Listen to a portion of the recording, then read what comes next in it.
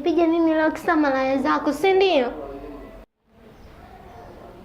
Wewe mwanamke nisikilize nikwambie. Sawa?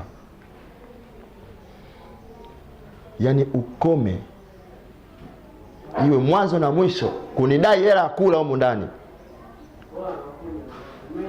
Kama unataka hela ya kula,